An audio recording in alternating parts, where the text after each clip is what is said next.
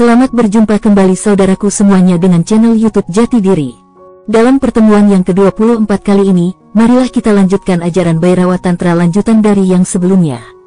Namun seperti biasanya, sebelum kita mulai jangan lupa selalu untuk memohon perlindungan dan bimbingan Tuhan Yang Maha Kuasa, agar tidak terjadi kesalahpahaman yang akan menyebabkan kesesatan. Pada pertemuan kita kali ini mari kita mengulas teknik meditasi siwa untuk ketenangan hati dan pikiran lanjutan dari yang sebelumnya.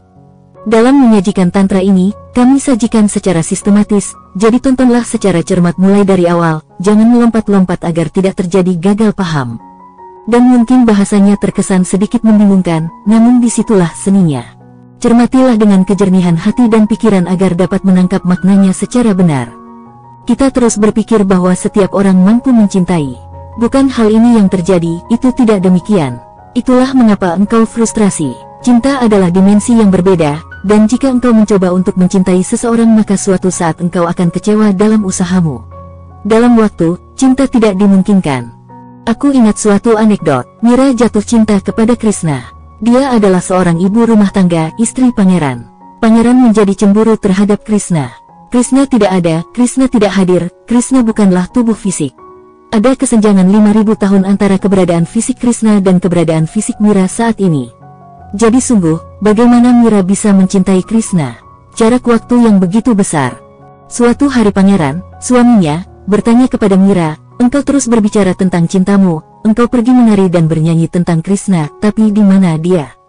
Dengan siapa engkau begitu jatuh cinta? Dengan siapa engkau berbicara terus? Mira berbicara dengan Krishna, bernyanyi, tertawa, berkelahi.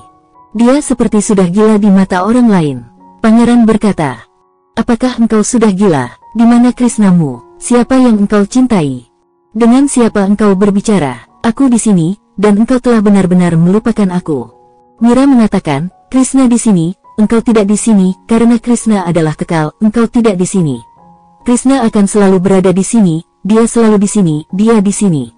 Sedangkan engkau tidak akan berada di sini, engkau tidak di sini. Jadi bagaimana aku bisa percaya bahwa di antara dua non-keberadaan ini engkau berada di sini? Bagaimana sebuah keberadaan mungkin berada di antara dua non-keberadaan? Petik 2. Pangeran ada di dalam waktu, tetapi Krishna ada di dalam keabadian. Jadi engkau dapat berada dekat dengan sang pangeran, tapi jarak tidak dapat dimusnahkan. Engkau akan tetap jauh. Engkau mungkin sangat jauh dalam waktu dari Krishna, tetapi engkau bisa menjadi dekat. Bagaimanapun, ini adalah dimensi yang berbeda. Aku melihat di depanku ada dinding, aku menggerakkan mataku dan ada langit. Ketika engkau melihat di dalam waktu selalu ada dinding. Ketika engkau melihat keluar ruang dan waktu akan ada langit terbuka yang tak terbatas. Cinta membuka yang tak terbatas, keberadaan yang abadi. Jadi sungguh, jika engkau pernah mencintai, cinta dapat menjadi sebuah teknik meditasi. Berikut ini adalah tekniknya, merupakan teknik meditasi siwa yang nomor 10. Ketika dalam belayan putri yang manis, masukilah sang pembelai sebagai hidup yang abadi. Jangan hanya menjadi kekasih yang berdiri menyendiri di luar. Jadilah penuh cinta dan bergeraklah ke keabadian. Ketika engkau mencintai seseorang, apakah engkau akan berada di sana sebagai seorang kekasih? Jika engkau masih berada di sana, maka engkau masih berada dalam waktu dan cintamu hanya palsu, hanya cinta yang semu. Jika engkau masih ada dan engkau masih dapat mengatakan, aku, maka engkau mungkin dapat dekat secara fisik tetapi secara spiritual engkau adalah dua kutub yang terpisah. Ketika berada di dalam cinta, engkau harus menjadi tiada, yang ada hanya cinta, hanya mencintai. Menjadi cinta itu sendiri. Ketika membelai kekasihmu jadilah belayan itu sendiri. Saat mencium, jangan menjadi pencium atau yang dicium tetapi jadilah ciuman itu sendiri. Lupakanlah egomu sepenuhnya, larutkan ke dalam tindakan. Bergeraklah ke dalam tindakanmu lebih dalam sehingga sang aktor yang bertindak menjadi tiada lagi. Dan jika engkau tidak dapat bergerak ke dalam cinta, maka sangat sulit untuk dapat berpindah ke hal-hal yang lain seperti makan atau berjalan, karena cinta adalah pendekatan yang paling mudah untuk melarutkan ego. Itulah sebabnya orang-orang yang egois tidak dapat mencintai. Mereka mungkin berbicara tentang hal itu, mereka mungkin bernyanyi tentang hal itu, mereka dapat menulis tentang hal itu, tetapi mereka tidak dapat mencintai, ego tidak dapat mencintai. Siwa mengatakan, jadilah penuh cinta. Ketika engkau berada di pelukan, jadilah pelukan itu sendiri, menjadi ciuman itu sendiri. Lupakan dirimu sepenuhnya sehingga engkau dapat benar-benar mengatakan, aku tiada lagi. Hanya cinta yang ada. kemudian jantung tidak akan berdetak tapi cinta yang berdetak. Maka darah tidak bersirkulasi, tetapi cinta yang bersirkulasi. Dan mata tidak melihat, tapi cinta yang melihat. Kemudian tangan tidak bergerak untuk menyentuh, tetapi cinta yang bergerak untuk menyentuh. Jadilah cinta dan masuki kehidupan yang abadi. Cinta akan secara tiba-tiba merubah dimensimu. Engkau dilempar keluar dari waktu dan engkau kini mengalami keabadian. Cinta dapat menjadi sebuah meditasi yang mendalam. Pecinta telah mengetahui terlebih dahulu apa yang bahkan belum diketahui oleh orang-orang suci. Dan para pecinta telah menyentuh pusat di mana para yogi mungkin telah melewatkannya. Tapi itu hanya akan menjadi sebuah kilasan saja, kecuali engkau mentransformasikan cintamu ke dalam sebuah meditasi. Tantra berarti mentransformasikan cinta ke dalam meditasi. Dan sekarang engkau dapat mengerti mengapa Tantra berbicara begitu banyak tentang cinta dan seks.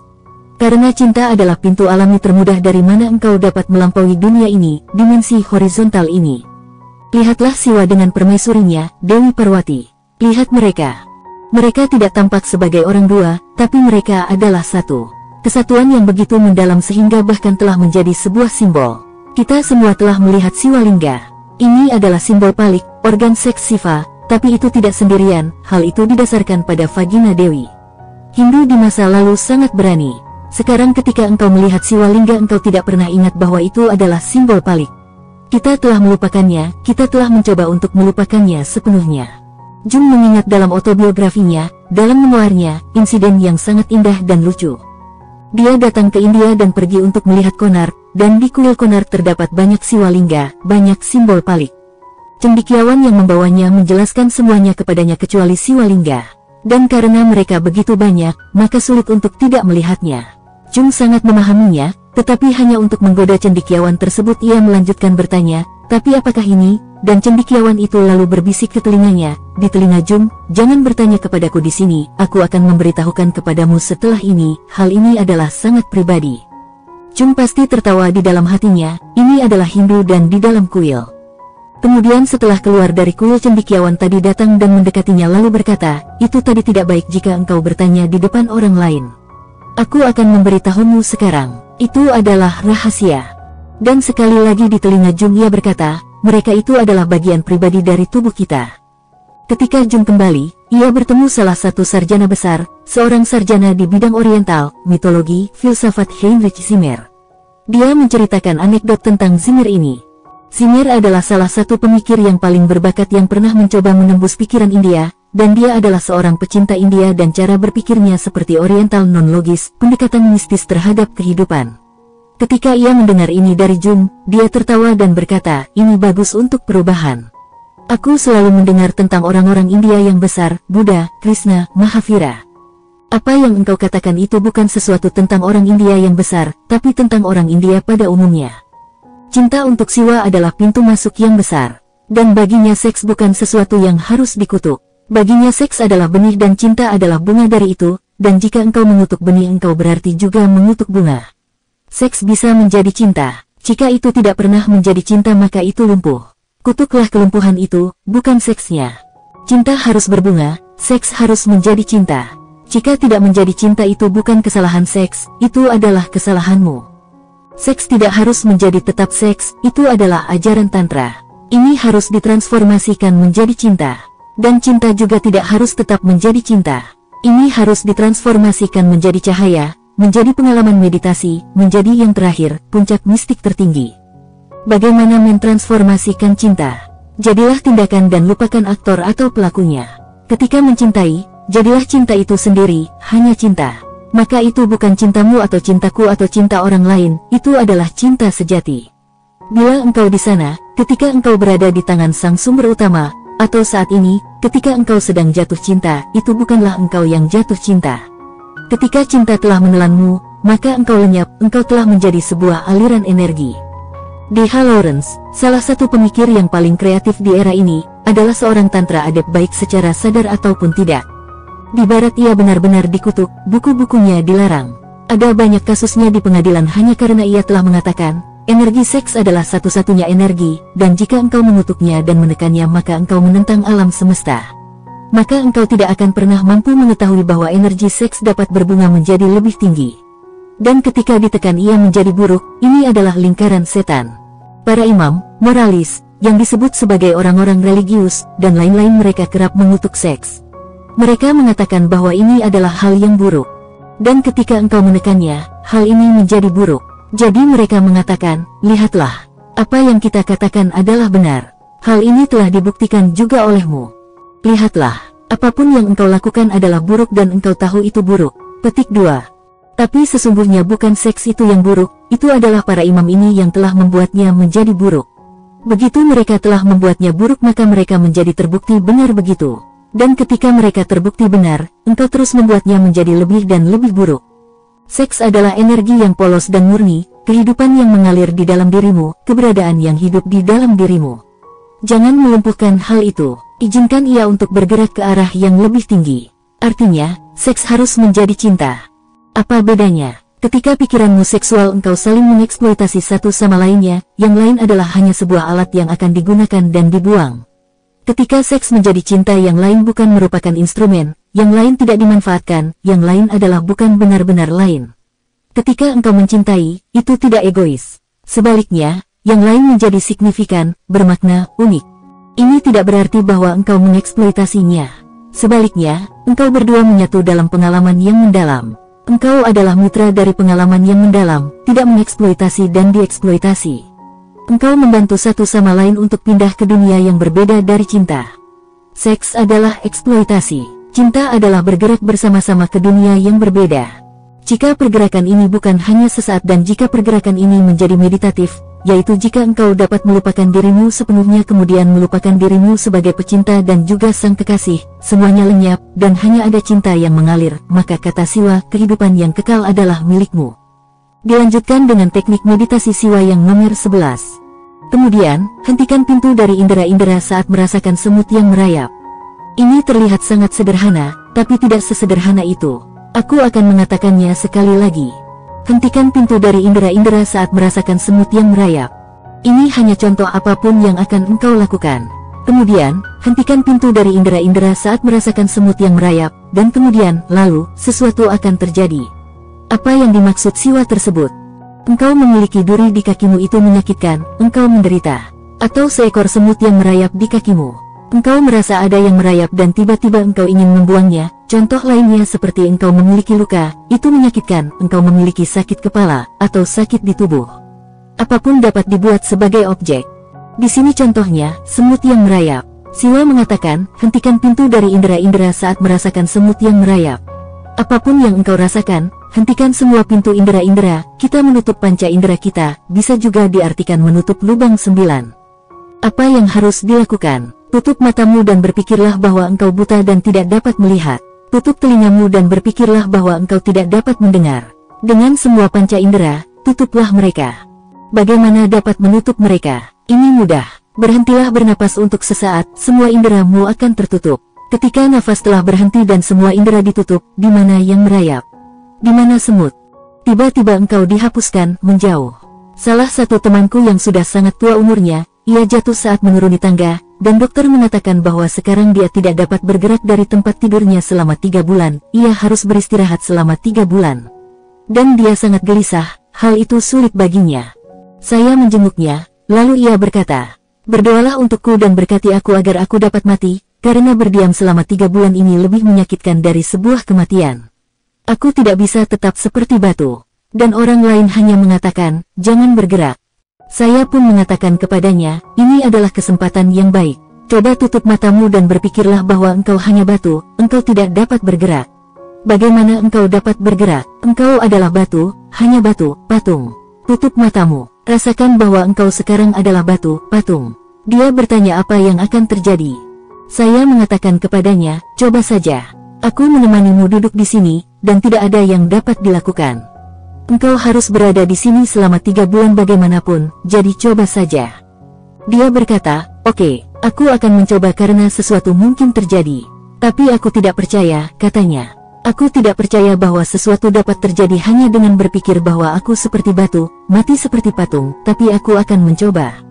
Saya juga tidak berpikir bahwa sesuatu akan terjadi, karena keadaan pria tersebut.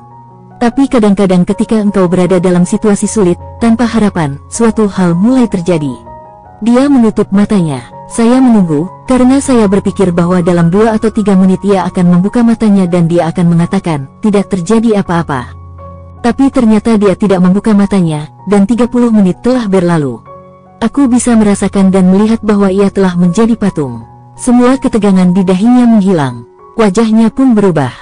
Dan ia begitu hening, seolah mati, napasnya tenang. Dan karena saya harus pergi, maka saya katakan kepadanya, saya akan pergi sekarang, jadi silahkan buka matamu dan ceritakan apa yang telah terjadi. Dia membuka matanya seperti seorang pria yang berbeda. Dan dia berkata, ini adalah sebuah keajaiban. Apa yang telah kau lakukan padaku? Saya mengatakan kepadanya, saya tidak melakukan apa-apa. Ia mengatakan, engkau pasti telah melakukan sesuatu, karena ini adalah sebuah keajaiban. Ketika aku mulai berpikir bahwa aku seperti batu, seperti patung, tiba-tiba perasaan itu datang kepadaku dan bahkan ketika aku akan memindahkan tanganku itu tidak mungkin untuk melakukannya. Beberapa kali aku ingin membuka mataku, tapi mataku seperti membatu dan aku tidak dapat membukanya. Dia juga berkata, aku bahkan menjadi khawatir tentang apa yang engkau akan pikirkan, karena itu begitu lama, tapi apa yang dapat aku lakukan? Aku tidak dapat menggerakkan diriku untuk 30 menit, dan ketika setiap gerakan berhenti, tiba-tiba dunia menghilang dan aku sendirian, jauh di dalam diriku, diri sejatiku. Maka rasa sakit pun menghilang. Ada rasa sakit yang parah, dia tidak bisa tidur di malam hari tanpa obat penenang. Tapi rasa sakit itu menghilang. Saya bertanya bagaimana perasaannya ketika rasa sakit itu menghilang. Dia mengatakan, pertama aku mulai merasa bahwa itu berada di suatu tempat yang jauh. Rasa sakit itu ada, tapi sangat jauh seakan terjadi pada orang lain. Dan kemudian semakin menjauh dan menjauh, seperti ketika seseorang telah pergi dan engkau tidak dapat melihatnya, itu menghilang. Rasa sakit pun menghilang. Selama sedikitnya 10 menit, rasa sakit itu tidak ada lagi. Bagaimana mungkin tubuh yang membatu memiliki rasa sakit? Sutra atau ayat ini mengatakan, tutuplah pintu dari indera-indera. Jadilah seperti batu, tertutup untuk dunia. Ketika engkau benar-benar tertutup untuk dunia, engkau tertutup untuk tubuhmu sendiri juga, karena tubuh bukan bagian dari dirimu yang sejati, tubuhmu adalah bagian dari dunia. Ketika engkau tertutup sepenuhnya kepada dunia, maka engkau tertutup untuk tubuhmu sendiri juga. Kemudian Siwa mengatakan, maka hal itu akan terjadi. Jadi, cobalah teknik ini pada tubuhmu. Segala sesuatu dapat digunakan, seperti ketika sedang sakit kepala, sakit gigi, digigit nyamuk, dan lain-lain. Jadi engkau tidak memerlukan beberapa ekor semut untuk merayapimu. Gunakan teknik ini sebagai pati rasa. Misalnya saat kau sakit kepala cobalah bermeditasi, dan jadilah seolah-olah seperti mati. Tiba-tiba rasa sakitmu itu akan menjauh, menjauh, dan lenyap. Sakit kepalamu akan menghilang, tubuhmu pun lenyap, seluruh alam semesta pun terasa lenyap. Engkau ditutup, mati, seperti sebongkah batu, engkau tidak dapat bergerak. Dan lalu, ketika engkau tidak dapat bergerak, engkau dilemparkan kembali ke dirimu sendiri, terpusat di dirimu sendiri, diri sejatimu. Untuk pertama kalinya engkau dapat melihat dari pusat kesejatianmu. Dan begitu engkau dapat melihat dari pusatmu, dirimu yang sejati, engkau bukanlah seperti orang yang sama lagi dengan dirimu yang sebelumnya. Saudaraku pemirsa channel YouTube Jati Diri semuanya, agar video ini tidak terlalu panjang, teknik meditasi Siwa untuk ketenangan batin dan pikiran ini akan kita lanjutkan di video berikutnya. Dan mari kita akhiri sampai di sini dulu pertemuan kita kali ini, kalau Tuhan mengizinkan kita lanjutkan di lain waktu. Dalam memahami ajaran Tantra ini Anda harus hati-hati, jangan sampai terperosok ke jurang kesesatan. Jika ada pertanyaan silahkan ditulis di kolom komentar, atau bisa lewat WhatsApp ke nomor 087756422100. Dan akhirnya jika ada kesalahan dari kami dalam bentuk apapun mohon dimaafkan. Semoga Anda semua selalu berbahagia. Amin.